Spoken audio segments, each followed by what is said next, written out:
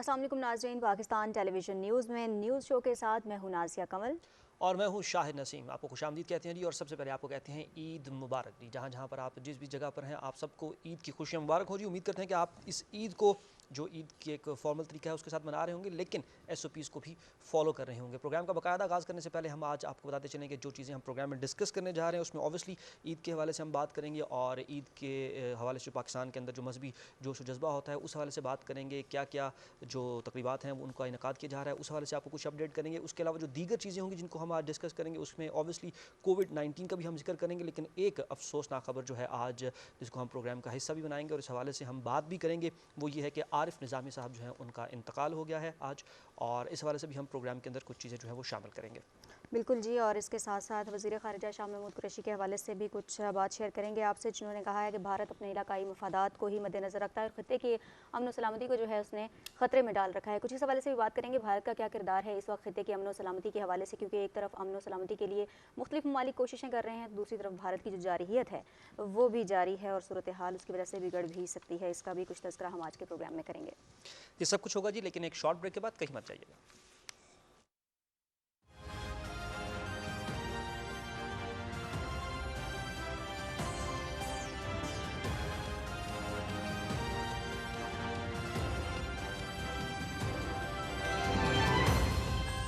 हमारे साथ है MCB बर्क रफ्तार। ये मिनटों में पैसे पहुंचाए जब भी मैं चाहूँ मेरे बर्क रफ्तार रेमिटेंस अकाउंट में, जो मैं MCB की 1400 से ज़ायद ब्रांचेस में से किसी भी ब्रांच से आसानी से वसूल कर सकती हूँ, या ज़रूरत के मुताबिक ATM से निकाल सकती हूँ, और हमारी हर ज़रूरत पूरी हो जाती है फौरन। MCB बर्क रफ्तार, फौरन से फौरी। MCB bank for life.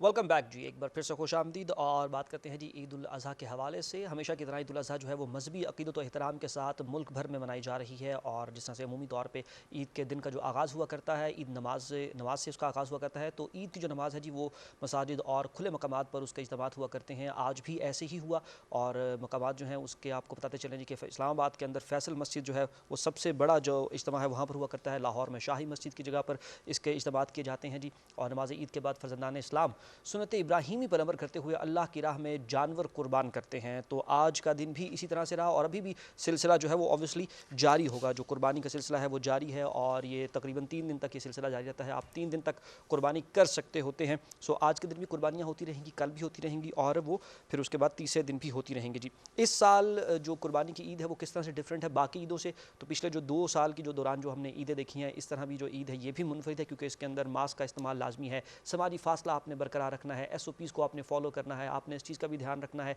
कि जो आप जब कुर्बानी कर रहे हैं और उसकी जो आलाइशें हैं, तो उनको भी आपने सही तरीके से प्रॉपर्ली, क्योंकि इंतज़ामिया जो है वो मुकम्मल रिसोर्सेज आपको प्रोवाइड कर रही है आलाइशों को ठिकाने लगाने के लिए। तमाम तर इंतजाम जो हैं वो किए गए हैं हुकूमत की जानिब से, तो आपने सफाई का जो है वो ख़ास ख्याल रखना है, क्योंकि सफाई जो है वो निस्फ़ ईमान भी है ऑब्वियसली, और कोरोना की सूरत हाल के हवाले से उसकी जो अहमियत है वो ज़्यादा उजागर होकर हमारे सामने आती बिल्कुल है। अहमियत भी बढ़ गई है और ज़रूरत भी इस वक्त बहुत ज़्यादा बढ़ गई है, क्योंकि शायद इस वक्त की जो सूरत हाल है उसमें अगर हम एहतियात नहीं करेंगे तो सूरत हाल बिगड़ भी सकती है। तो खुशी ज़रूर मनाएं ईद की, लेकिन ईद की खुशियों में इस बात का ख्याल ज़रूर रखें कि अपनी सेहत को सबसे पहले आपने महफूज बनाना है। और उसके लिए जैसा कि बार बार हुकूमत की जानिब से भी कहा गया, डॉक्टर हज़रात भी बार बार कहते हैं, हम भी अपने प्रोग्राम में बार बार जिक्र करते हैं कि जो अवामी इज्तिमात हैं वहाँ पर अगर आप जाते हैं तो जो समाजी फासला है उसका ख्याल रखें। इसके अलावा मास्क का इस्तेमाल ज़रूर करें। आज ईद का पहला दिन मनाया जा रहा है और अब पहला दिन इख्तिताम की जानिब बढ़ रहा है, लेकिन ईद का जो दिन आज मनाया गया उसमें इन चीज़ों का बहुत ज़्यादा ख्याल रखा गया। बाज़ जगहों पर ये देखने में आया, और ये यकीनन खुशाइन बात है कि SOPs पर अमल किया जा रहा है, लेकिन अगर कहीं पर कोई कमी बेशी है तो यकीनन उसको भी हम सब ने मिलकर ही दूर करना है। और कोरोना SOPs पर अमल करते हुए ईद की खुशियाँ सिर्फ खुद सेलिब्रेट नहीं करनी, खुद नहीं मनानी, बल्कि दूसरे लोगों को भी इसमें शामिल करते हुए आगे बढ़ना है।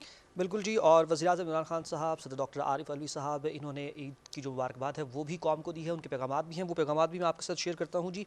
और इस पुरमसरत मौके पर पाकिस्तानी कौम और आलम इस्लाम को मुबारकबाद पेश करते हुए उन्होंने कहा है जी कि अल्लाह ताला के हुजूर दुआ गो हैं कि ये बाबरकत मौका पूरे आलम इस्लाम और पाकिस्तान के लिए खुशियों और मसरत का बायस बने।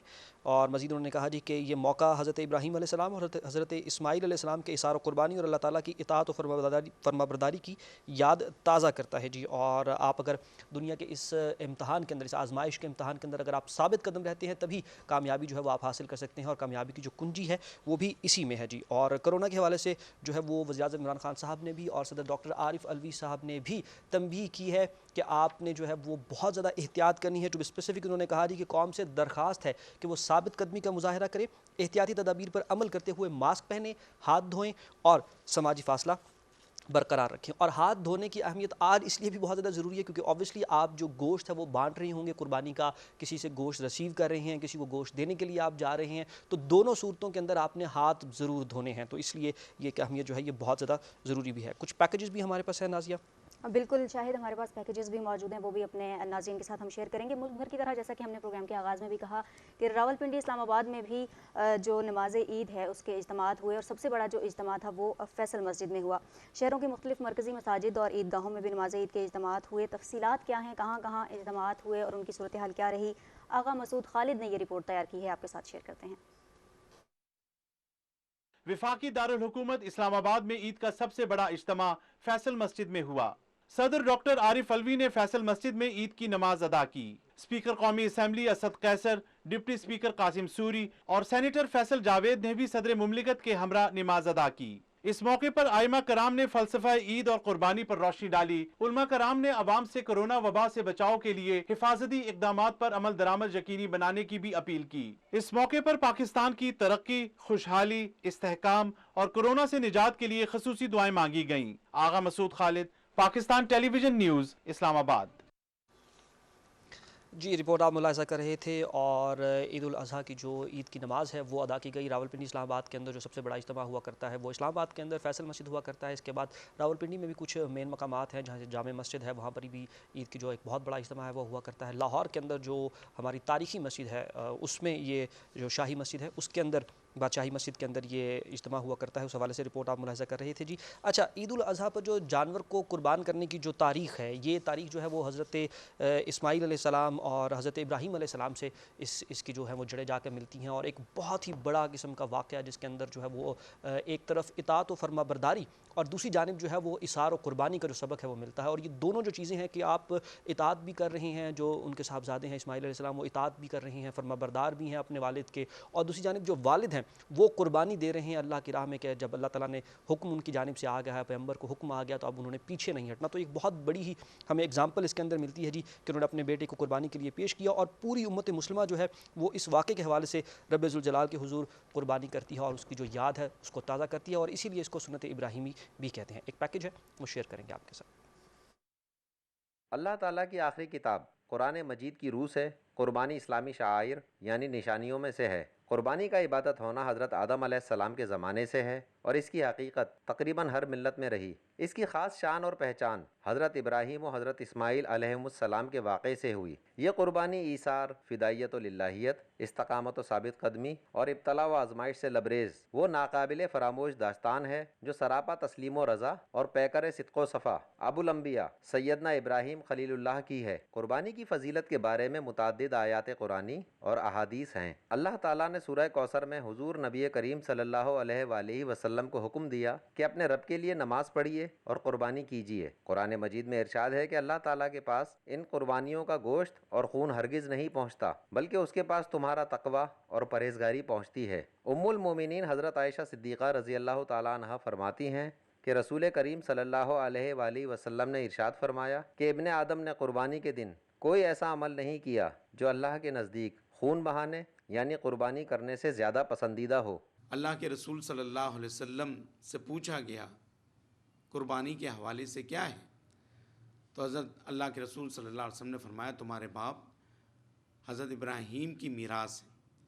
फरमाया हमारे लिए क्या है, तो फरमाया कि हर बाल के बदले की नेकी। कुरान मजीद में कुर्बानी के गोश्त को खुद खाना, मोहताजों और मुस्तहिक़ीन को खिलाना और ज़रूरतमंदों में तकसीम करने की हिदायत की गई है। इस्लाम के इस फ़लसफ़ा कुर्बानी के तहत दुनिया भर में भाईचारे और गरीब परवरी का फ़क़ीदुल मिसाल मुज़ाहिरा देखने को मिलता है। قربانی کی رسم جہاں رضائے الہی کے حصول کا ذریعہ بنتی ہے، وہیں ان کروڑوں غریب اور مستحق افراد کے لیے بھی مسرت کا باعث ہوتی ہے جو گوشت خریدنے کی استطاعت نہیں رکھتے۔ یہ تہوار حقیقی معنوں میں معاشرے کے مستحق اور حاجت مندوں کے لیے خوشیوں کا پیغام لے کر آتا ہے۔ سہیل جمالی، پاکستان ٹیلی ویژن نیوز، کراچی۔ جی ناظرین، خصوصی رپورٹ آپ نے ملاحظہ کی۔ بلا شبہ عید خوشیاں بانٹنے کا ایک موقع ہوتا ہے، جبکہ تمام لوگ مل کر بیٹھتے ہیں، بات چیت کرتے ہیں، اور وہ تمام لوگ جو سال بھر ایک دوسرے سے مل نہیں پاتے، عید کا موقع ایسا ہوتا ہے کہ وہ بھی اکٹھے ہوتے ہیں۔ عید الاضحیٰ کے موقع پر مسلمان ایک طرف سنت ابراہیمی کی پیروی میں اپنے رب کے حضور قربانی پیش کرتے ہیں، اور رب تعالیٰ کے حضور اس قربانی کے پیش کرنے کے ساتھ ساتھ وہاں پر وہ لوگ جو دنیا میں اب موجود نہیں ہیں، ان کے وہ پیارے جو ان سے بچھڑ چکے ہیں، دنیا سے رخصت ہو چکے ہیں، ان کے اصالِ ثواب کے لیے قبرستان کا رخ بھی کیا جاتا ہے، اور ان کے لیے دعائیں مانگی جاتی ہیں، ان کی آخری آرام گاہ پر پھول نچھاور کیے جاتے ہیں، اور اس کے ساتھ ساتھ یہ دعا کی جاتی ہے کہ ان کی آخرت کی جو منزلیں ہیں وہ آسان رہیں۔ تو یہ بھی وہ ایک اہتمام ہے جو سال بھر میں تو ہوتا ہے، لیکن عید کے موقع پر خصوصی طور پر کیا جاتا ہے، کیونکہ وہ لوگ جو ہم سے بچھڑ گئے ہیں وہ بے شک طبعی طور پر ہم میں موجود نہیں ہوتے، لیکن ظاہر ہے کہ آپ کے پیارے جو بھی آپ سے بچھڑ جاتے ہیں، ان کی یادیں آپ کے ساتھ موجود ہوتی ہیں، ان سے وابستہ بہت ساری چیزیں، بہت ساری باتیں ایسی ہوتی ہیں جو آپ کے ذہنوں میں نقش ہوتی ہیں، پھر آپ نے زندگی کا ایک وقت ان کے ساتھ گزارا ہوتا ہے، تو وہ تمام تر چیزیں آپ کے ساتھ ساتھ چل رہی ہوتی ہیں۔ تو بہرحال جی، ان کو بھی یاد کیا جاتا ہے عید کے موقع پر، خصوصی طور پر قبرستانوں کا رخ کیا جاتا ہے، فاتحہ خوانی کی جاتی ہے، خصوصی دعائیں بھی مانگی جاتی ہیں۔ اچھا، اس حوالے سے نازیہ، ہمارے ہاں بھی نا ایک مطلب ایک ریت بنی ہوئی ہے، ایک رسم بنی ہوئی ہے کہ آپ عید کی صبح جو بالکل نماز سے پہلے بھی، انفیکٹ فجر کی نماز پڑھنے کے بعد آپ جو ہے وہ قبرستان جاتے ہیں، اور وہاں پہ جا کے آپ دعائے مغفرت کرتے ہیں، فاتحہ خوانی کرتے ہیں، پھول چڑھاتے ہیں قبروں کے اوپر، اور پھر واپس آ کر آپ کپڑے وغیرہ پہن کر تیار ہو کر تو پھر آپ جو عید کی نماز ہے اس کے لیے جانتے ہیں۔ تو میرے خیال سے ایک بہت ہی اچھا یہ ایک طریقہ رائج ہوا ہے ہمارے فیملی کے اندر بھی، اور یہاں پہ لوکیلٹی کے اندر بھی، جتنی جو پاکستان کی جو کمیونٹی ہے اس کے اندر یہ طریقہ رائج ہے کہ آپ بالکل عید کی جو صبح ہوتی ہے آپ اپنے چاہنے والوں کو یاد کرتے ہیں۔ آج انفیکٹ میں بھی اپنے جو دادا وغیرہ ہیں ان کی قبر کے لیے گیا، لیکن آج صبح بہت شدید قسم کی بارش تھی، راولپنڈی اسلام آباد کے اندر بہت تیز بارش ہو رہی تھی، تو اس کی وجہ سے خیر بہت زیادہ وہاں پر پانی وغیرہ جمع ہوا تھا، تو ہم لوگ نہیں جا سکے۔ انفیکٹ ہمارا ارادہ ہے کہ اب ہم کل جائیں گے۔ لیکن جہاں پر ہم بات کر رہے ہیں ان لوگوں کی جو ہم کو چھوڑ کر چلے گئے، جو ہم سے بچھڑ گئے ہیں، تو میں نے جیسے پروگرام کے آغاز میں آپ کو بتایا تھا کہ آج ایک بہت ہی افسوسناک خبر ہے جو ہم آپ سے شیئر کر رہے ہیں، اور ہمارے لیے یہ خبر اس لیے بھی زیادہ افسوسناک ہے کیونکہ صحافتی برادری کا ایک بہت بڑا نام، ایک بہت اعلیٰ اقدار کا حامل شخص جو ہے وہ آج ہمیں چھوڑ کر چلا گیا۔ ہم ان کے حوالے سے آپ کو آگاہ کریں گے۔ عارف نظامی صاحب جو ہیں وہ اپنے خالق کی حقیقی سے جا ملے ہیں، اور ایک بہت ہی افسوسناک خبر، نہ صرف یہ کہ ان کی فیملی کے لیے ایک بہت افسوسناک خبر تھی، بلکہ پوری جو پاکستان کی جو کمیونٹی ہے، جو صحافتی اقدار کے صحافتی جو حلقہ ہے، اس کے لیے ایک بہت ہی افسوسناک یہ خبر تھی، کیونکہ ایک جسے آپ کہہ سکتے ہیں کہ ایک بڑا ایک شخص جو اس کے اندر ایک لیڈر کی حیثیت رکھتا تھا، وہ اس کے اندر شامل تھا، وہ آج اس دنیا کو چھوڑ کے چلا گیا جی۔ اور عارف نظامی صاحب جو ہیں وہ گزشتہ 3 ہفتوں سے عارضہ قلب کے باعث لاہور کے ہسپتال میں زیر علاج تھے جی۔ اور اگر ہم ان کی کچھ بیک گراؤنڈ سٹوری کی بات کریں تو وہ تحریک پاکستان کے رکن اور نوائے وقت کے جو بانی ہیں حمید نظامی، ان کے صاحبزادے بھی تھے، اور بہت عرصہ تک وہ جو ہیں وہ ایک بہت بڑا نام نوائے وقت اور اس کے ساتھ ساتھ دی نیشن گروپ جو ہے ان کے ساتھ وہ رہے، اور ایک انگریزی اخبار بعد میں انہوں نے اپنا جو ہے وہ بھی انہوں نے سٹارٹ کیا، پاکستان ٹوڈے اس کا نام تھا۔ اگر ہم ان کی بات کریں تو جی پوری جو ان کی زندگی ہے وہ قلم اور کرتاس سے اس کے ساتھ وہ جڑے رہے، اور انہوں نے اپنی ساری زندگی جو ہے وہ ادب اور ادب کے حوالے سے اگر آپ ان کی بات کریں، لکھنے کے حوالے سے بات کریں، ایڈیٹوریلز ان کی بات کریں، تو ان کی جو ساری زندگی ہے وہ اسی طرح سے قلم کے ساتھ جڑی رہی ہے جی۔ تو میرے خیال سے ایک بہت بڑا نقصان نازیہ پاکستان کو اس حوالے سے ہوا۔ بلا شبہ شاہد بہت بڑا نقصان ہے، اور صحافتی برادری کے حوالے سے ہی نہیں بلکہ ملک کا ہر ایک شخص جو ہے وہ اس وقت ایک دکھ اور غم کی سی کیفیت میں ہے۔ بہت ساری کنڈولنسز بھی اس حوالے سے جو ہیں وہ آئی ہیں، بہت سارے لوگوں نے دکھ کا اظہار بھی کیا ہے، افسوس کا اظہار کیا ہے، کیونکہ بلا شبہ ایک ایسی شخصیت آج ہم میں نہیں ہے کہ جن کے جانے کے بعد ایک خلا پیدا ہو گیا ہے، اور اس خلا کو پور کرنا ممکن نہیں ہے۔ صدر مملکت ڈاکٹر عارف الوی نے بھی اس حوالے سے افسوس کا اظہار کیا ہے، اور انہوں نے کہا ہے کہ مرحوم کی صحافت کے شعبے میں بے شمار خدمات ہیں، ایسی خدمات ہیں کہ جنہیں بھلایا نہیں جا سکتا، ان خدمات کو ہمیشہ یاد رکھا جائے گا، اور انہوں نے ان کے لیے مغفرت کی بھی دعا کی، اور اس کے ساتھ ساتھ اہل خانہ کے لیے انہوں نے صبر جمیل کی بھی دعا کی۔ پھر ساتھ ساتھ وزیر اعظم عمران خان نے بھی اصالِ ثواب کے لیے دعا بھی کی، دکھ اور افسوس کا اظہار بھی کیا۔ ان کا بھی یہی کہنا تھا کہ ایک وہ ماہر صحافی تھے، مدیر تھے، جو آج ہم میں نہیں رہے، ہم سے بچھڑ گئے، سیاسی تجزیہ کار تھے جو آج ہمیں چھوڑ کر اس دنیا سے رخصت ہو گئے، اور بہت رنجیدہ ہوں ان کی رحلت کا سن کر۔ ان کا یہ بھی کہنا تھا کہ میری دعائیں اور ہمدردیاں جو ہیں وہ ان کے اہل خانہ کے ساتھ ہیں، اور یقیناً ہم سب کی جو ہمدردیاں ہیں، دعائیں ہیں، وہ بھی ان کے اہل خانہ کے ساتھ ہیں۔ اور اسی طرح سے اب جو دکھ اور افسوس کا اظہار ہے وہ مختلف شخصیات، سماجی اور سیاسی شخصیات کر رہی ہیں، اس میں بہت زیادہ دکھ اور افسوس کا اظہار اس لیے بھی کیا جا رہا ہے کہ جو اس طرح کی شخصیات ہوتی ہیں وہ بہت زیادہ امپیکٹ بھی چھوڑتی ہیں سوسائٹی کے اوپر، سوسائٹی کے ہر طبقے کے اوپر اگر میں کہوں تو یہ غلط نہیں ہوگا، کیونکہ کہیں نہ کہیں ہم ان کو سن رہے ہوتے ہیں، وہ اگر تحریر لکھ رہے ہیں تو ہم ان کو پڑھ رہے ہوتے ہیں. ہر طبقہ فکر سے تعلق رکھنے والا شخص کہیں نہ کہیں ان کی تحریر اس کی نظر سے ضرور گزرتی ہے اور تھوڑا صحیح لیکن اثر ضرور ڈالتی ہے. وزیر اطلاعات و نشریات چودھری فواد حسین نے بھی اس حوالے سے ایک پیغام دیا ہے، میں چاہوں گی کہ آپ شیئر کریں. بالکل جی، وزیر اطلاعات و نشریات فواد چودھری صاحب نے بھی ان کے انتقال پر گہرے دکھ اور افسوس کا اظہار کیا، بلکہ انفیکٹ انہوں نے ایک ویڈیو پیغام بھی جاری کیا تھا اور انہوں نے کہا کہ میرے بہت زیادہ ان سے قریبی تعلقات تھے، ہمارے فیملی کے ان کے ساتھ بہت زیادہ ریلیشنز تھے، تو مجھے یہ نقصان جو ہے وہ ذاتی نقصان بھی محسوس ہو رہا ہے، اور انہوں نے اپنے غم اور دکھ کا اظہار بھی کیا ہے. یہ ویڈیو پیغام بھی آپ کے ساتھ ہم شیئر کریں گے. عارف نظامی صاحب کی رحلت کی خبر ابھی ملی ہے، بہت ہی افسوس ہوا. عارف نظامی صاحب پاکستان کی صحافت کا ایک بہت ہی لازمی حصہ تھے، سی پی این ای کے صدر تھے اور پاکستان کے صحافتی حلقوں میں ان کو بہت ہی احترام سے دیکھا جاتا تھا. اس حوالے سے یہ پاکستان کی صحافت کے لیے ایک بڑا نقصان ہے. اس کے علاوہ جو ہمارا ایک ذاتی تعلق تھا، حمید نظامی صاحب جو نوائے وقت کے بانی تھے اور نوائے وقت پاکستان کی تحریک آزادی میں ایک بالکل فور فرنٹ کے اوپر تھا، اور میرے دادا چودھری اویس صاحب اور میرے تایا چودھری الطاف صاحب وہ بھی تحریک آزادی کا ایک بہت اہم اور سرگرم کارکن تھے. اس لحاظ سے حمید نظامی صاحب سے ان کی بہت دوستی تھی، جو بعد میں عارف نظامی صاحب کے ساتھ وہی تعلق برقرار رہا اور ان کو ہمیشہ ہم نے خاندان کے بزرگ کے طور کے اوپر دیکھا. آج ان کی رحلت سے ایک بہت بڑا باب بند ہو گیا ہے پاکستان کی صحافت کا بھی، اور ہمارا ایک ذاتی نقصان بھی ہوا ہے. میں اس صدمے میں پاکستان کی پوری صحافی برادری کے ساتھ اور بالخصوص عارف نظامی صاحب کے اہل خانہ کے ساتھ اظہار افسوس کرتا ہوں. خدا انہیں غریق رحمت کرے.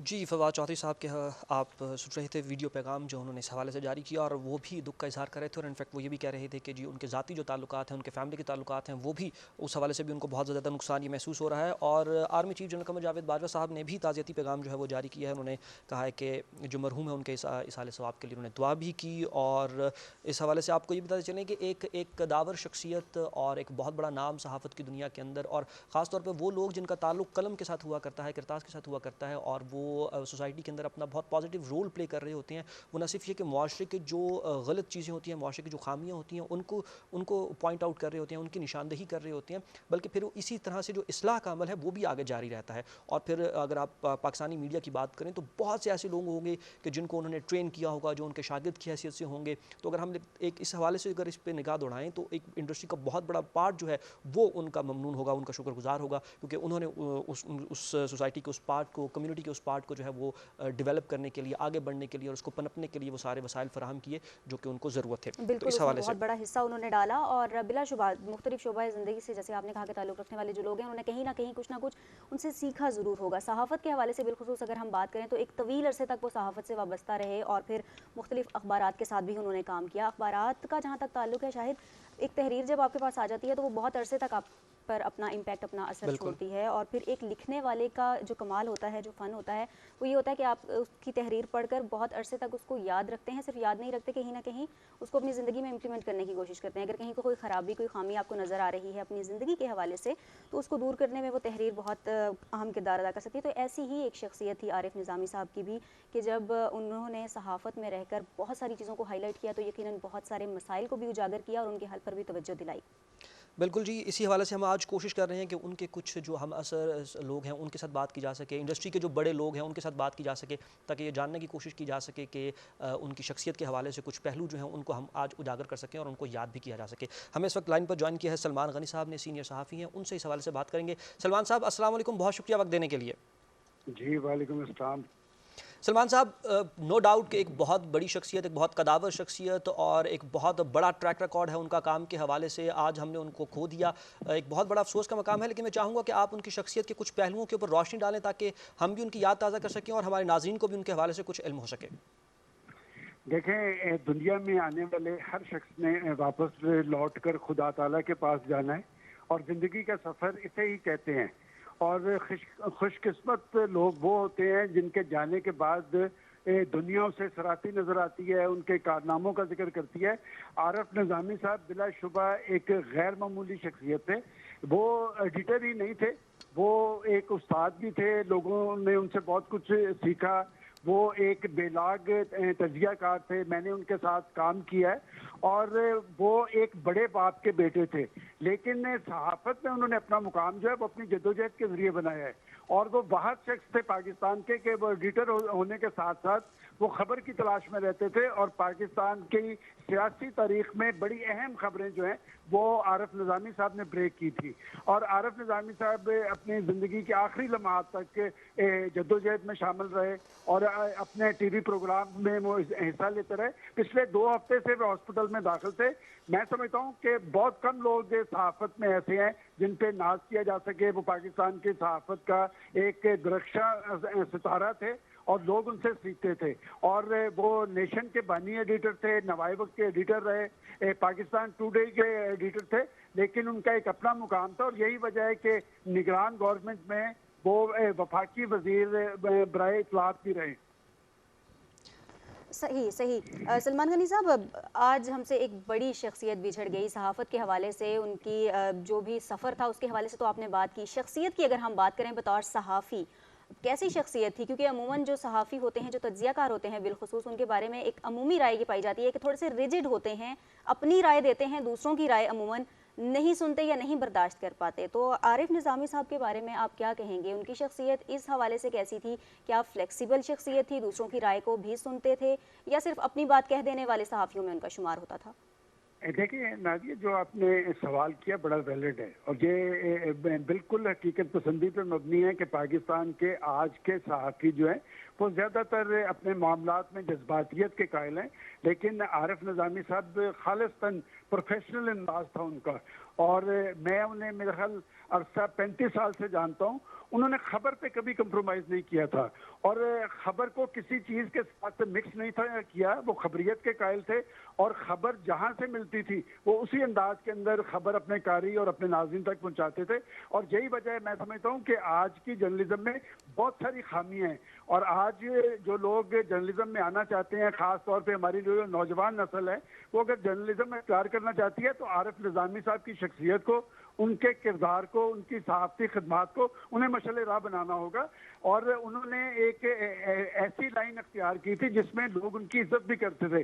میں جانتا ہوں کہ پاکستان کی تمام بڑی پارٹیز کے جو سربراہ تھے ان سے ان کے ذاتی تعلقات تھے, لیکن ذاتی تعلقات پہ کبھی ان کے پروفیشنلزم پہ حاوی نہیں ہوئے تھے. ان کی بھی جو خبر تھی وہ ہمیشہ خبر دیتے تھے, اور خبر کو خبر کے انداز میں دیتے تھے, تجزیے کے انداز میں نہیں. البتہ جب وہ خبر کا تجزیہ کرتے تھے تو وہ تجزیے میں بڑے نئے نکات سامنے لے کے آتے تھے, اس میں سے بڑے سارے سوالات ابھرتے تھے. اسی وجہ سے لوگ ان کا تجزیہ دیکھنے کو پریفر کرتے تھے.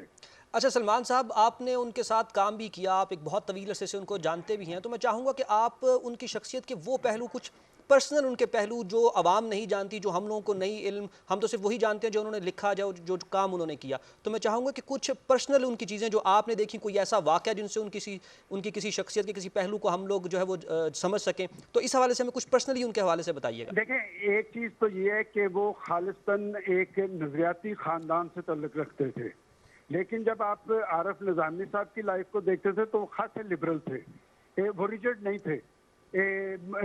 وہ جب بھی کوئی بات کرتے تھے وہ بڑی حقیقت پسندی سے بات کرتے تھے. مجھے ان کے ساتھ مختلف ممالک میں جانے کا اتفاق بھی ہوا, اور وہاں پر بھی جاتے ہوئے وہ سیر و سیاحت سے زیادہ ان کی جو ترجیح ہوتی تھی کہ جس مقصد کے لیے وہ یہاں آئے ہیں وہ اپنے اسی مقصد پہ رہتے تھے, اور کوشش ان کی یہ ہوتی تھی کہ ہر وزٹ کے اندر سے وہ کوئی نہ کوئی ایسی خبر دیں جو باقیوں کی نسبت مختلف ہو.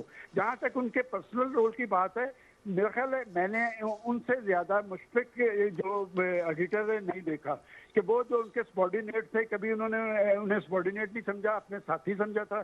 وہ ان کے دکھ سکھ کا خیال کرتے تھے, اور کسی بھی مشکل صورتحال کے اندر ان کی کوشش ہوتی تھی کہ وہ اپنے رپورٹرز کو, اپنے سب ایڈیٹرز کو, اپنے جو سینئر تھے کسی ادارے کے اندر, ان کے وہ کام آتے تھے. صحیح. سلمان غنی صاحب, یہ بھی فرمائیے گا کہ اب ایک جو انٹرویو کرنے والا ہوتا ہے یا جو ایک صحافی ہوتا ہے, اس کے اندر بھی ایک فن ہونا بہت ضروری ہے کہ وہ اپنے سوال کو بیلنس رکھ کر سوال بھی پوچھ لے اور سامنے والے انسان کو اس پر اشتعال بھی نہ آئے, کیونکہ بہت سارے سوالات ایسے ہوتے ہیں جو کہ سخت سوالات کنسیڈر کیے جاتے ہیں. اور عارف نظامی صاحب, جیسا کہ آپ نے کہا کہ خبر اور خبریت اور خبری اقدار پر یقین رکھنے والے صحافی تھے, سخت سوالات کرنے کے حوالے سے وہ کیسے صحافی تھے، اور اس میں اگر ہم کہیں کہ سیکھنے والوں کے لیے کتنا مارجن ہے اور وہ کیسے سیکھ سکتے ہیں کہ آپ نے بائسڈ بھی نہیں ہونا اور صحیح سوالات بھی آپ پوچھ سکتے ہیں یا اچھا انٹرویو کر سکتے ہیں، کیونکہ انٹرویوز کے حوالے سے بھی وہ ایک یقیناً ایک جانی مانی شخصیت تھے۔ دیکھیں وہ ان کا سوال کرنے کا ایک اپنا انداز تھا کہ وہ بڑا مشکل سوال اپنے ایک ایسے انداز میں پوچھتے تھے کہ ان کا مخاطب بھی غصے میں نہیں آتا تھا اور اس کا جواب بھی دینا پڑتا تھا۔ بعض اوقات ان کے سوالات کے جوابات میں پاکستان کی بڑی خبریں بنی ہیں، بلکہ میں سمجھتا ہوں کہ عارف نظامی صاحب کا پیک وہ خبر تھی جب بے نظیر بھٹو صاحب کی حکومت کے خاتمے کی خبر انہوں نے 24 گھنٹے پہلے دی۔ سردار فاروق لغاری صاحب نے ان کی حکومت کو چلتا کیا اور نوائے وقت کی وہ لیڈ بنی، اور انہوں نے نہ صرف ان کی خبر سچ ہوئی بلکہ انہوں نے کیئر ٹیکر پرائم منسٹر اور چاروں صوبوں کے چیف منسٹرز کا بھی بتایا تھا کہ جی کے چاروں صوبوں کے چیف منسٹرز کون ہوں گے۔ انٹرویو میں بھی ان کا بالکل آپ نے درست کہا کہ ایک ڈیفرنٹ انداز تھا اور وہ بڑے خوبصورت انداز میں بات کر رہے ہوتے تھے کہ وہ جو ان کا مخاطب تھا، چاہے وہ پولیٹیشین ہو چاہے وہ حکمران ہو، وہ بھی محسوس نہیں کرتا تھا۔ البتہ یہ ضرور ہوتا تھا کہ بعض اوقات وہ ہنستے مسکراتے کوئی ایسی بات اگلوا لیتے تھے جس پہ بعض ازاں ان سیاستدانوں کو ان حکمرانوں کو مشکلات کا سامنا بھی کرنا پڑا۔ اچھا سلمان صاحب، ہم دیکھتے ہیں کہ ان کے پشت کے اوپر جب ان کا جو بیک گراؤنڈ ہے وہ بہت ہی سٹرونگ بیک گراؤنڈ ہے، ان کے پیچھے بہت بڑے بڑے نام ہیں، حمید نظامی جیسا نام ہے، مجید نظامی جیسا نام ہے، اور پھر جن اداروں کے اندر انہوں نے کام کیا اور جس دور کے اندر انہوں نے کام کا آغاز کیا اس وقت صحافت کو لے کر بہت بڑے نام آلریڈی موجود تھے۔ تو کتنا عمومی طور پہ ہماری یہ رائے ہوتی ہے کہ اگر ایک باپ بہت بڑا آدمی ہے تو اس کا بیٹا جو ہے وہ اتنا بڑا آدمی نہیں بن سکتا، تو کتنا مشکل تھا ان کے لیے اس چیز کو کور کرنا کہ باپ کے شیڈو میں سے نکلنا اور اپنا ایک ذاتی نام بنانا، اپنی ایک پرسنل جو کیپیسٹی کے اندر کام کرنا اور بڑی اپنے آپ کو شخصیت بنانا، یہ سارا سفر، اس سفر کے حوالے سے ہمیں کچھ آگاہ کیجیے گا۔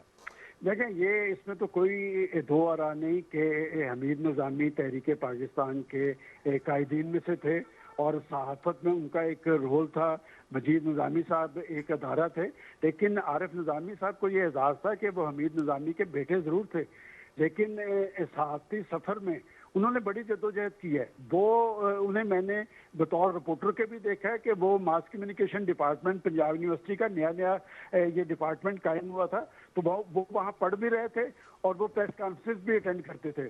اس کے بعد وہ ایڈیٹر بنے، نوائے وقت کے وہ ایگزیکٹو ایڈیٹر تھے، نیشن کے وہ بانی ایڈیٹر تھے، لیکن ایڈیٹر ہونے کے باوجود، مالک ایڈیٹر ہونے کے باوجود انہوں نے اپنے اندر کا رپورٹر نہیں بننے دیا تھا کہ وہ خبر کا پیچھا کرتے تھے، خبر پہ کوئی معافی دینے کے لیے تیار نہیں تھے۔ مجھے یاد ہے کہ ایک دفعہ وہ لندن میں موجود تھے اور جس شخص کے ساتھ وہ تھے ان سے ان کے بڑے قریبی تعلقات تھے، اور اس شخصیت کی بے نظیر بھٹو صاحبہ، ان کا تعلق مسلم لیگ سے تھا اور ملاقات ان کی بے نظیر بھٹو صاحبہ سے ہوئی، تو عارف نظامی صاحب نے مجھے فون کر کے کہا کہ سلمان، فلاں مسلم لیگی کی بے نظیر بھٹو صاحبہ سے ملاقات ہوئی ہے اور یہ خبر میں نے تم کو نہیں بتائی۔ اس کا مطلب یہ تھا کہ یہ خبر آپ نے دینی ہے۔ خبر پہ انہوں نے کبھی معافی نہیں تھی دی، اور میں سمجھتا ہوں کہ وہ ایک بھرپور رپورٹر تھے، ایک زبردست ایڈیٹر تھے، لیکن سب سے امپورٹنٹ بات کہ وہ ایک اچھے استاد تھے۔ صحیح، بہت شکریہ سلمان غنی صاحب، آپ ہمارے ساتھ شامل تھے اور سینئر صحافی اس حوالے سے ہمیں اپنے خیالات سے آگاہ کر رہے تھے، اور نو ڈاؤٹ اس بارے میں کہ ایک بہت بڑا نام جو ہے وہ آج ہم سے جدا ہو گیا۔ اسی حوالے سے ان کے ایک بہت بڑا نام، ان کے حوالے سے ان کے ہم اثر جو ہیں ان سے ہم بات کریں گے۔ مجیب الرحمان شامی صاحب ہمارے ساتھ لائن پر اس وقت موجود ہیں۔ مجیب الرحمان صاحب، بہت شکریہ وقت دینے کے لیے۔ بہت مہربانی جناب، شکریہ سر۔ ایک بہت بڑا نام جو ہے وہ آج ہم سے جدا ہو گیا، خاص طور پر جو صحافتی برادری ہے اس نے ایک بہت بڑا گوہر نایاب جو ہے وہ کھو دیا۔ کیا کہیں گے؟ آپ ان کو بہت عرصے سے جانتے بھی ہیں، آپ ان کے ہم اثر لوگوں میں سے بھی ہیں، آپ نے ایک بہت طویل عرصے سے کام بھی کیا، آپ نے بہت سے بڑے بڑے لوگوں کو دیکھا بھی ہوگا، ان کے ساتھ کام بھی کیا ہوگا۔ عارف نظامی صاحب کو آپ ان بڑے لوگوں کی کیٹیگری کے اندر کس طرح سے دیکھتے ہیں؟ عارف نظامی صاحب ایک بڑے باپ کے بڑے بیٹے تھے، حمید نظامی مرحوم کے بیٹے اور پھر مجید نظامی مرحوم کے بھتیجے، اور مجید نظامی کے ساتھ انہوں نے برسوں کام کیا اور نوائے وقت کی جو عدالت ہے اس کے فرائض ادا کرتے گئے، اور نیشن جو ہے جو انگریزی روزنامہ تھا نوائے وقت گروپ کا، اس کا اجرا انہوں نے کیا، ایک طرح سے اس کے بانی ایڈیٹر تھے، اسے کامیابی سے نکالا اور کامیابی سے چلایا۔ تو اپنے والد جو ہیں ان کی روایات کے امین تھے، وہ ان کے آئیڈیل تھے، اور انہی کی طرح وہ ایک اپنی اعتدال کی سوچ رکھتے تھے اور ایک ذمہ داری کے ساتھ اپنا اظہار خیال کرتے تھے تو ایک رپورٹر کے طور پر انہوں نے عملی اپنی زندگی کا آغاز کیا اور پھر ایڈیٹر بنے اور پھر انگریزی اخبار اس کے ایڈیٹر بنے، پھر نوائے وقت گروپ سے الگ ہوئے تو اپنا اخبار پاکستان ٹوڈے نکالا، پھر ٹی وی پروگرام کرتے رہے. تو ایک ان کی شخصیت بڑی پہلو دار تھی اور وہ ایک رپورٹر بھی تھے، ایڈیٹر بھی تھے، کالم نگار بھی تھے، تجزیہ کار بھی تھے، اور سب سے بڑی بات یہ کہ وہ ذمہ دارانہ صحافت پر یقین رکھتے تھے اور بااصول صحافت پر یقین رکھتے تھے. تو اس لحاظ سے ہم ان کی کمی محسوس کریں گے اور انہیں یاد کرتے رہیں گے. اچھا شامی صاحب، آپ نے اس حوالے سے، چونکہ آپ خود ان کے ہم اثر صحافیوں میں سے ہیں، ان لوگوں میں سے ہیں، تو میں جاننا چاہوں گا کہ آپ کیا محسوس کرتے ہیں کہ کون سی ایسی صحافتی اقدار تھیں جو ان کے اندر موجود تھیں یا اس لڑی کے اندر موجود تھیں اور آج کے لوگوں میں وہ نہیں ہے. میں چاہوں گا کہ ہم جیسے نئے آنے والوں کے لیے آپ مشعل راہ بنے اور ہمیں وہ پوائنٹ آؤٹ کرتے جائیں کہ جو ان کی پرسنالٹی کے اندر چیز موجود تھی اور ہم جیسے لوگوں کو، نئے آنے والوں کو، وہ فالو کرنی چاہیے. ایک بات تو یہ کہ وہ بہت باخبر اخبار نویس تھے. ان کا حلقہ اثر اور حلقہ تعلق بہت وسیع تھا اور وہ خبر کی جستجو کرتے تھے اور خبر کی تہ تک پہنچتے تھے. تو ایک بات. دوسری بات یہ کہ بلا روک ٹوک اپنی رائے کا اظہار کرتے تھے. بڑے بڑے مقتدر لوگوں کے سامنے بھی وہ اپنی بات کہنے سے رکے نہیں. مختلف ادوار میں بھٹو صاحب کے ساتھ ان کا ایک اچھا تعلق تھا، محترمہ بینظیر بھٹو صاحبہ کے ساتھ بھی اچھا تعلق تھا. پھر نواز شریف صاحب اور دوسرے جو ہمارے سیاسی رہنما ہے ان کے ساتھ بھی ان کے قریبی مراسم تھے. لیکن انہوں نے جب کوئی گفتگو اپنی کی تو بڑی اپنا کھلے ڈولے انداز میں دو ٹوک طور پر اپنی رائے کا اظہار کیا اور لگی لپٹی نہیں رکھی. اور یہ بات ان کو شاید ورثے میں ملی تھی. اور لیکن اس کے ساتھ ہی ساتھ وہ متانت کے ساتھ اپنی بات کرتے تھے، دلیل کے ساتھ کرتے تھے. وہ الزام تراشی نہیں کرتے تھے، وہ لوگوں کو رسوا کرنے کی خواہش نہیں رکھتے تھے. وہ پوری ذمہ داری کے ساتھ اپنی بات کرتے تھے. اور حمید نظامی مرحوم نے لکھا ہے کہ ایک اچھا جو میڈیا پرسن ہے، یہ اچھا اخبار نویس ہے، اس کے اندر یہ خصوصیت ہونی چاہیے کہ پہلے تو وہ با علم ہو، علم اس کے پاس ہو، پھر باخبر ہو، پھر خبر اس کے پاس ہو، پھر با کردار ہو کہ وہ اس خبر کو صحیح طریقے سے پیش کر سکے، اسے بلیک میلنگ کا یا دباؤ میں لانے کا ذریعہ نہ بنائے. تو عارف نظامی ان تینوں اوصاف کے مالک تھے اور وہ باخبر بھی تھے، با علم بھی تھے، با کردار بھی تھے. اپنی بات کہہ سکتے تھے اور اس پر جم سکتے تھے، لیکن اخلاق کے دائرے میں رہ کر مادر پدر آزاد صحافت جو ہے، نہ انہوں نے کبھی اس کا دعویٰ کیا، نہ کبھی اس کا مطالبہ کیا اور نہ اس سے کوئی تعلق رکھا. اچھا شامی صاحب، آپ خود بھی ایک بہت بڑے اخبار سے منسوب ہیں، اینالسٹ بھی ہیں، پروگرام وغیرہ بھی کرتے ہیں، تو آپ بہتر طور پہ سمجھ سکتے ہیں کہ دوسرے شخص کے لیے کتنا مشکل ہوا ہوگا کہ ایک بہت بڑے اخبار سے وابستہ ہونا، پھر اس اخبار کو چھوڑ کر ایک دوسرے اخبار کے ساتھ وابستہ ہونا اور پھر اس کو چلانا، اور پھر اس دوران ان کے پیچھے بہت بڑے ناموں کا ہونا، مجید نظامی کا ہونا، حمید نظامی جیسے ناموں کا ہونا، اور ان کے اس خلا کو فل بھی کرنا ہے، اس ریپوٹیشن کو جو ہے آپ نے اس کو قائم بھی رکھنا ہے. تو کتنا مشکل یہ سفر تھا ان کے لیے؟ ان کا سفر ایک لحاظ سے تو کافی مشکل ہو گیا تھا. دیکھیں، جب وہ نوائے وقت میں اپنی والدہ کے ساتھ وہ فرائض ادا کر رہے تھے تو پھر اس وقت مجید نظامی صاحب جو ان کے چچا تھے وہ اپنا اخبار ندائے ملت نکالتے تھے. پھر وہ نوائے وقت ہمیں واپس آئے اور نوائے وقت میں پھر اپنا مجید نظامی صاحب جو ہیں ان کے ساتھ عارف نظامی صاحب اپنے فرائض ادا کرتے رہے اور سمجھا یہ جاتا تھا کہ وہی ان کے جانشین ہوں گے اور ان کے بعد نوائے وقت کی ذمہ داری سنبھالیں گے، اس گروپ کے سربراہ ہوں گے.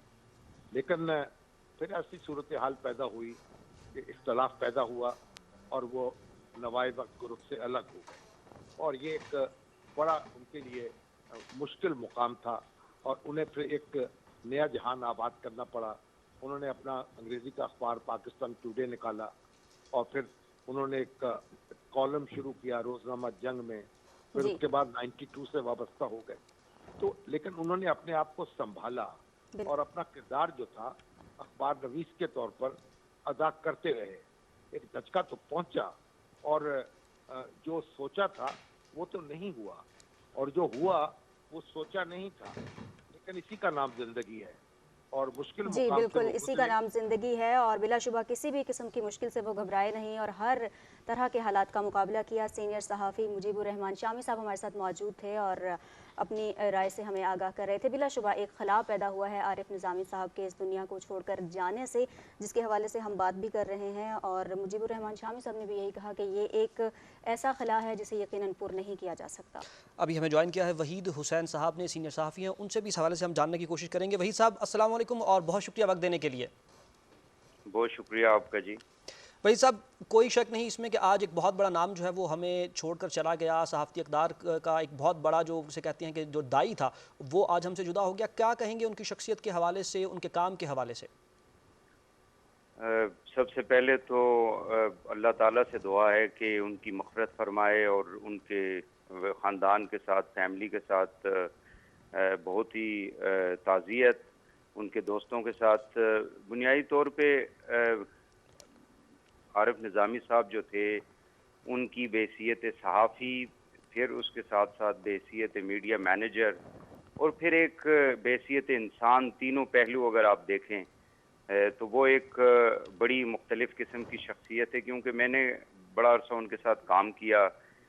मैं नेशन में रहा हूँ 98 से 2000 तक, आज से तकरीबन 23 साल कबल, और वो उस वक़्त एडिटर थे नेशन के, और उनके साथ ज़ाहिर है कि डायरेक्ट राब्ता रहता था, वास्ता रहता था ख़बरों के हवाले से, और बाकी जो मामलात होते थे अखबार के, तो वो behसियत सहाफ़ी अगर आप उनको देखें तो उनके पास ख़बर होती थी। वो जितने भी इम्पोर्टेंट हलके थे, चाहे वो हमारी सियासत के हों, हमारी बाकी जो इम्पोर्टेंट हलके हैं, एस्टेब्लिशमेंट, इसी तरह हमारे डिप्लोमेटिक, तो हर जगह के ऊपर उनका लोगों के साथ एक ताल्लुक़ था behसियत सहाफ़ी, और उनके पास ख़बर होती थी, और वो फिर वो ख़बर जो है वो अपने मीडिया ग्रुप के थ्रू जो है उसको आवाम तक लाते थे। तो एक जैसे अभी शामी साहब ने बिल्कुल सही कहा था कि वो सवाल पूछने में उनको कोई तरद्दुद नहीं होता था। एक हम देखते हैं कि आज तो ज़ाहिर है कि एक सोशल मीडिया का दौर है,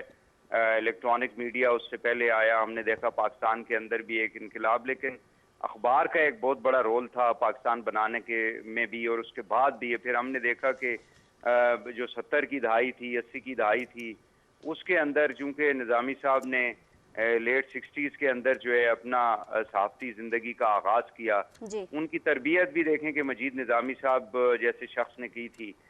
तो इसलिए behसियत सहाफ़ी जो थे उन्होंने बहुत इम्पोर्टेंट किरदार किया। और अभी जैसे उन्होंने कहा कि बावजूद इसके कि उनकी सेहत जो थी वो पिछले चंद सालों से और पिछले चंद बिल्कुल माह से सेहत की खराबी के बावजूद भी उन्होंने अपनी लेकिन जो उसके खिदमत हैं बावजूद सहाफ़त के लिए बिल्कुल वो जारी रखी। वही सब ये भी फरमाइएगा कि जो हमारे सीनियर्स हैं, जिनमें यकीनन आरिफ निज़ामी साहब का एक बहुत बड़ा नाम है, आरिफ निज़ामी साहब की अगर हम बात करें बिलखुसूस, तो जो नए सहाफ़ी हैं या जो हम लोग हैं जो अभी काम कर रहे हैं, जो आगाज़ कर रहे हैं अपने काम का, क्या ऐसी चीज़ें हैं जो हमें आरिफ निज़ामी साहब से सीखने की ज़रूरत है, उन तमाम सलाहियतों को मज़ीद बेहतर करने के लिए, निखारने के लिए, कि हम अपनी फ़ील्ड में आगे किसी मुकाम तक पहुंच सकें और हम ये कह सकें कि हमने उनकी शख्सियत से कुछ सीखा और फिर अमली तौर पर उसको इम्प्लीमेंट भी किया और उसका हमें फ़ायदा नज़र भी आया अपनी अमली ज़िंदगी में? क्या ऐसी चीज़ें हैं जो हम लैक कर रहे हैं या कहीं ना कहीं उनकी कमी है? देखिए, सबसे पहले तो ये है कि हमारा जितने भी हमारे पुराने सहाफ़ी थे जिन्होंने इस मुल्क के अंदर बहुत बड़ा नाम कमाया, बहुत बड़ा उनका एक रोल था डेमोक्रेसी के अंदर, मुल्क में गवर्नमेंट्स के हवाले से जो ख़बरें होती थी या सियासत के हवाले से या पार्लियामेंट या आइन की बालादस्ती के हवाले से। सबसे पहली बात तो ये है कि आरिफ निज़ामी साहब जो थे वो ऑथेंटिसिटी के ऊपर बिलीव करते थे। यानी ये नहीं होता था कि सुनी सुनाई बात जो है वो अखबारों के अंदर, चूँकि वो अखबार के ओनर भी थे, नेशन जो है उसको वो लुक आफ्टर करते थे, तो उस एतबार से भी मतलब एक मीडिया मैनेजर भी और दूसरा सहाफ़ी होने के नाते भी जो है वो अखबार की वो जो ख़बर जो होती है उसकी جب تک تصدیق نہیں ہوتی تھی وہ تمام رپورٹرز کو، ہم جیسے لوگوں کو، جونیئرز کو بھی یہ بتاتے تھے کہ جب تک کسی خبر کی تصدیق نہ ہو اس کو اخبار کے اوپر نہیں آنا چاہیے. آج ہم یہ دیکھتے ہیں کہ چونکہ سوشل میڈیا کا اور یہ پہلے الیکٹرانک میڈیا تھا اس کے اندر بھی کافی زیادہ خرابیاں پائی جاتی تھی. اب تو سوشل میڈیا میں تو ایک عجیب قسم کی جو ہے نا جان پایا جاتا ہے. صحیح، بہت شکریہ. وحید حسین صاحب ہمارے ساتھ لائن پر موجود تھے اور سینئر صحافی اور اینکر پرسن ہے، اس حوالے سے وہ اپنی رائے دے رہے تھے. ابھی ہمیں جوائن کیا ہے جی نواز رضا صاحب نے، سینئر صحافی ہیں اور ایک طویل عرصے جو ہے وہ انہوں نے گزارا ہے عارف نظامی صاحب کے ساتھ. تو ان سے ہم اس حوالے سے بات کرنے کی کوشش کریں گے اور جاننے کی کوشش کریں گے ان کی شخصیت کے جو مختلف پہلو ہیں وہ کیا تھے. بہت شکریہ نواز رضا صاحب جوائن کرنے کے لیے ہمیں. جی السلام. وعلیکم السلام. نواز صاحب آپ بہت طویل عرصے تک ان کے ساتھ رہے، آپ نے ان کی شخصیت کے بہت سے ایسے پہلو بھی دیکھے ہوں گے جو عام عوام کے سامنے نہیں آ سکے. آج ایک بہت بڑا نقصان صحافتی برادری کو بھی، پورے پاکستان کو بھی، ہم سب کو یہ فیس کرنا پڑ رہا ہے. ایک بہت بڑا جو گوہر نایاب ہے وہ ہم سے جدا ہو گیا. میں چاہوں گا ان کی شخصیت کے وہ پہلو آج ہمارے سامنے اجاگر کیجئے جو صرف آپ دیکھ سکے اور عام عوام کے سامنے وہ پہلو نہیں آ سکے. دیکھیں جی، مجھے اس بات کا اعزاز حاصل ہے کہ میں کو 41 ایئرز نوائے وقت میں نے کام کیا. بھی حال ہی میں نے نوائے وقت کی ملازمت چھوڑی ہے. تقریباً 30 سال سے زائد عرصہ تک مجھے عارف نظامی صاحب کی زیر ادارت میں جو کام کرنا پڑا. وہ اگر تھے دی نیشن کے ایڈیٹر، لیکن وہ روزنامہ نوائے وقت کے بھی ایگزیکٹو ایڈیٹر تھے. میرا ان سے غائب غیر رابطہ رہتا تھا اور وہ میں یہ سمجھتا ہوں کہ عارف نظامی ایک بڑے باپ کے بڑے بیٹے تھے اور پھر ان کے چچا بھی بہت بڑے اخبار نویس تھے. انہوں نے ملکی صحافت میں اپنا ایک نام پیدا کیا اور ایک دبنگ اخبار نویس کی حیثیت سے ان کی باتیں سنی جاتی تھی، ان کو پہ اعتبار بھی کیا جاتا تھا. اصل میں ان کی سب سے بڑی بات یہ تھی کہ وہ ایک کریڈیبل اخبار نویس تھے. وہ جو بات لکھتے تھے وہ صحیح لکھتے تھے، اس کی بات میں اس کی صداقت ثابت ہوتی تھی، لوگ اس پہ یقین رکھتے تھے. مجھے یاد ہے کہ 6 اگست کو سن 2010 کی بات ہے، مجھے یاد آتا ہے کہ جب محترمہ بے نظیر بھٹو کی 10 کی بات نہیں بلکہ 2000 سے پہلے کی بات ہے، جب محترمہ 2000 جب ایگزیکٹ 6 اگست کی مجھے ڈیٹ یاد ہے جب محترمہ بے نظیر بھٹو کی دوسری حکومت ختم کی گئی. اس روز ان نوائے وقت میں ان کے حوالے سے لیڈ سٹوری چھپی کہ آج محترمہ بے نظیر بھٹو کی حکومت ختم کر دی جائے گی. لوگ یقین نہیں کرتے تھے. اسی طرح وہ جو تجزیہ کرتے تھے. بالکل نواز رضا صاحب، اب میں جاننا چاہوں گی کہ اتنے طویل عرصے تک آپ نے ان کے ساتھ کام کیا تو یقیناً اچھے برے ہر طرح کے حالات میں بھی انہوں نے کام کیا، پھر ہر طرح کی شخصیات کے ساتھ بھی انہوں نے کام کیا. پریشر میں کام کرنے کے حوالے سے ایک صحافی کے طور پر وہ کیسی شخصیت رکھتے تھے اور پھر سامنے والی جو شخصیات ہوتی ہیں، جیسا کہ انہوں نے بہت بڑے بڑے اداروں میں بھی کام کیا، کیا کسی شخصیت کا کبھی پریشر لیا، کسی سچویشن کا پریشر لیا، یا پھر ان تمام پریشرز کو ایک طرف رکھ کر وہ اپنی ذمہ داریاں بآسانی نبھا لینے والے تھے؟ دیکھیں جی، انہوں نے پریشر کا مقابلہ کرنا پہلے تو اپنے والد محترم امیر نظامی سے وراثت میں ملا، پھر اس کے بعد انہوں نے اپنے چچا مجید نظامی کے ساتھ کام کیا. وہ پریشر کبھی قبول نہیں کیا کرتے تھے. یہ جو ان کو امراض قلب جو لگی ہیں وہ اسی وجہ سے لگی کہ وہ ہمیشہ دباؤ کے سامنے کھڑے ہونے والے لوگ تھے. یہ کہ ان کے بارے میں یہ بات کہی جاتی تھی کہ یہ وہ لوگ تھے جو جابر حکمران کے سامنے کلمہ حق کہنے والے لوگ تھے. یہی وجہ ہے کہ ان کی آج لوگ عزت کرتے ہیں. عارف نظامی جو نام ہے، یہ 2 بڑے نظامیوں کے بعد تیسرا بڑا نظامی اس ملک سے محروم ہوا ہے.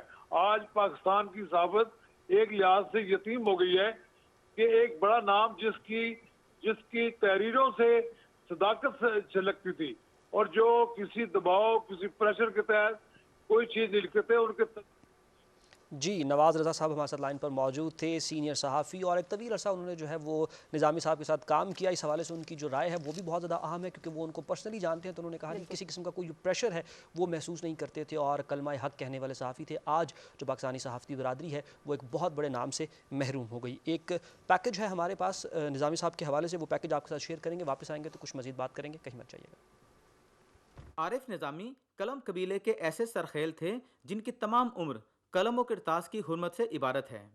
तहरीक पाकिस्तान के कारकुन और नवाए वक्त के बानी हमीद निज़ामी के चश्मो चिराग ने सहाफ़त में न सिर्फ अपने आबा की आला रिवायात को परवान चढ़ाया बल्कि इस शोबे को जदीद रुझानात से हमकनार भी किया। पंजाब यूनिवर्सिटी से सहाफ़त की डिग्री हासिल की और नवाए वक्त ग्रुप से वाबस्ता हो गए। उन्होंने जिंदगी का एक बड़ा अरसा नवाए वक्त और द नेशन ग्रुप के साथ गुजारा और बाद अज़ां एक अंग्रेजी अखबार पाकिस्तान टुडे का आगाज़ किया। आरिफ निज़ामी साहब ख्वाहिश को कभी खबर का दर्जा नहीं देते थे और कभी भी कोई ऐसी खबर ना लिखते थे ना बयान करते थे जिससे उनकी अपनी ज़ात पर या इस पेशे पर हर्फ आता। आरिफ निज़ामी अहम कौमी और बैनुल-अक़वामी उमूर पर दस्तरस रखते हैं। उनके पुरमग़ज़ तज्ज़ियों और तहरीरों की बाज़गश्त ताकत के ऐवानों तक महसूस की जाती। आरिफ निज़ामी ने इलेक्ट्रॉनिक मीडिया पर भी अपनी सलाहियतों का लोहा मनवाया और कई टीवी चैनल्स में बतौर तज्ज़ियाकार और मेज़बान अपनी मुनफरद पहचान बनाई। वो अखबारात में बाकायदगी से कॉलम भी लिखते हैं। आरिफ निज़ामी ऐवान इकबाल के चेयरमैन थे। वो निगरान दौर में वज़ीर इत्तलात भी रहे। आरिफ निज़ामी आर्ज़े क़ल्ब के बायस 3 हफ्तों से हस्पताल में ज़ेरे इलाज थे। उन्होंने पसमानदगान में बेवा और 3 बेटे छोड़े हैं। उनकी वफ़ात से सहाफ़त का एक रोशन बाब बंद हो गया है। Mohammad Shakeel Malik, Pakistan television news, Lahore. जी, आप सुन रहे रिपोर्ट मुलाहिज़ा कर रहे थे और इस रिपोर्ट में ख़ास तौर पर बताया गया कि किस तरह से एक बहुत बड़ा नाम जो है वो हमसे अलग हो गया और नो डाउट अबाउट इट कि एक बहुत बड़ा नाम जब भी कभी इस तरह के जो लोग हुआ करते हैं कि जो सहाफ़त के अंदर न सिर्फ ये कि कायदाना सलाहियतें रखते हैं बल्कि वो लोगों को आगे बढ़ाने के हवाले से भी अपना ख़ास तौर पर किरदार अदा करते हैं, तो जब उनका लॉस होता है तो वो एक बहुत बड़ा लॉस होता है। वो न सिर्फ एक ख़ानदान का नुकसान होता है बल्कि वो एक पूरी जो कौम होती है उस कौम का नुकसान हुआ करता है। तो हमारी दुआ है कि अल्लाह ताला उनके दर्जात जो है बुलंद फरमाए और उनके जो फैमिली मेम्बर्स हैं उनको सब्र जमील अता करें। आमीन। प्रोग्राम में आगे बढ़ेंगे जी, कुछ बात करेंगे वज़ीर दाखिला शेख रशीद अहमद की, जिन्होंने कहा है कि मुल्क को बदनाम करने की कोशिश की जा रही है और अफ़गान सफ़ीर की जो बेटी है वो हमारी भी बेटी है। रावलपिंडी में उन्होंने मीडिया से गुफ्तगू की और गुफ्तगू करते हुए उनका कहना था कि अफ़गान सफ़ीर की बेटी का जो केस है वो बेसिकली अगवा का केस नहीं है। अफ़गान सफ़ीर की बेटी ने चंद घंटे में 4 टैक्सियाँ तब्दील की और उनका ये भी कहना था कि अफ़गान सफ़ीर की बेटी तहक़ीक़ात के लिए हमारे साथ ताउन करें, क्योंकि अगर वो ताउन करेंगी तभी हम तहक़ीक़ात को बेहतर तौर पर आगे बढ़ा सकेंगे। फिर उन्होंने कहा कि वज़ीर आज़म इमरान खान ने भी इस हवाले से ख़ुसूसी हिदायत की थी और हमने तहक़ीक़ात का बाकायदा तौर पर आगाज़ भी कर दिया था। और इस हवाले से उन्होंने कहा कि मुल्क के ख़िलाफ़ जो है वो मुख्तलिफ़ किस्म के प्रोपेगेंडास किए जाते हैं और प्रोपेगेंडा जो है वो किसी भी हवाले से हो उसको किसी सूरत भी कबूल नहीं किया जा सकता। इंडियंस ने भी बड़ी बातें की हैं। किडनैपिंग का क्या मतलब होता है? मैं MA LLB हूँ, मुझे जो इंडियन चैनल बता रहे हैं किडनैपिंग का मतलब, मुझे पता है कि अगवा का मतलब क्या होता है और जो अगवा करता है वो कोई पैसे मांगता है, कोई वो मुतालबे करता है, उसकी कोई डिमांड होती हैं। ये आप कह सकते हैं कि ये ये लापता होने का केस है। वो बेटी हमारी बेटियों की तरह है, वो चंद घंटे जो है वो लापता हुई और उनके बयानात और हमारी तहकीकात आपस में नहीं मिल रही, लेकिन फिर भी हमने पर्चा दिया है और गवर्नमेंट उस केस को लड़ेगी और उनका इंतज़ार करेगी कि कब आके और इसमें शिनाख्त करें अगर कोई उनको किसी के साथ वाकई कोई मसला है, क्योंकि हमारी तहकीक में किसी टैक्सी में कोई बंदा नहीं बैठा। जी नाज़रीन, आप कुछ बात करेंगे कोरोना सूरत हाल के हवाले से। तो मुल्क में कोरोना का जो फैलाव है वो कुछ तेज़ होता हुआ हमें नज़र आ रहा है और गुज़िश्ता दिन तकरीबन 40 अफराद जो हैं वो जान की बाजी हार गए और ये गुज़िश्ता 24 घंटे के जो फिगर्स हैं वो हम आपके साथ शेयर करने जा रहे हैं, जिसके अंदर 40 अफराद जो हैं वो जान की बाजी हार गए हैं। जो मुस्बत केसेस की जो शरह है वो तकरीबन 6.26% हो चुकी है और 2569 नए केसेस जो हैं वो रिपोर्ट भी हुए हैं। तो ये जो फिगर्स हैं हमें थोड़े से अलार्मिंग फिगर्स नज़र आ रहे हैं, क्योंकि ये फिगर्स बढ़ना शुरू हो गए हैं। वो जो शरह है जो तकरीबन 2% तक आ गई थी और 2% से भी कम होकर करीबन 1% तक हम उसको लेकर आए थे, अब वो एक बार फिर से बढ़ना शुरू हो गई है। तो मेरे ख्याल से ये एक अलार्मिंग सिचुएशंस है, हम सबको एहतियात की बहुत ज़्यादा ज़रूरत है। 40 लोगों का जान से हाथ धो बैठना ये भी एक अलार्मिंग सिचुएशन है। ये भी तादाद बहुत कम हो गई थी और जो नए केस रिपोर्ट हो रहे हैं उनकी भी जो तादाद है वो ज़्यादा होती जा रही है। सो ओवरऑल जो शरह है वो ज़्यादा हो गई है और वो एक मरतबा फिर से शरह में जो है वो इजाफा हो रहा है। इसीलिए हुकूमत की जानिब से बार बार ये हिदायत भी जारी की जाती रही हैं और ख़ास तौर पर अब ईद का मौका है शाहिद, तो ईद के हवाले से भी हुकूमत की जानिब से और national command and control centre की जानिब से बारहा ये कहा गया कि ईद पे ख़ास तौर पर जब इज्तिमात में आपको अगर जाना है तो SOPs का प्लीज़ ख्याल रखते हुए जाइए। मास्क का इस्तेमाल ज़रूर करें, क्योंकि जब आप मास्क का इस्तेमाल करते हैं तो आप अपनी सेहत को बेसिकली महफूज बना रहे होते हैं। इसके साथ साथ समाजी फासले का बहुत ज़्यादा ख्याल रखें। सैनिटाइज़र्स अपने साथ कैरी करें, क्योंकि बाहर का सफ़र अगर आपने करना है तो सैनिटाइज़ रखें अपने हाथों को भी। और इसके साथ साथ जो दीगर हिदायत दी जा रही हैं उसका बहुत ज़्यादा ख्याल रखें, क्योंकि कोरोना की सूरत हाल और फिर केसेस का एक बार फिर से बढ़ना यकीनन ये खुशाइन बात नहीं है।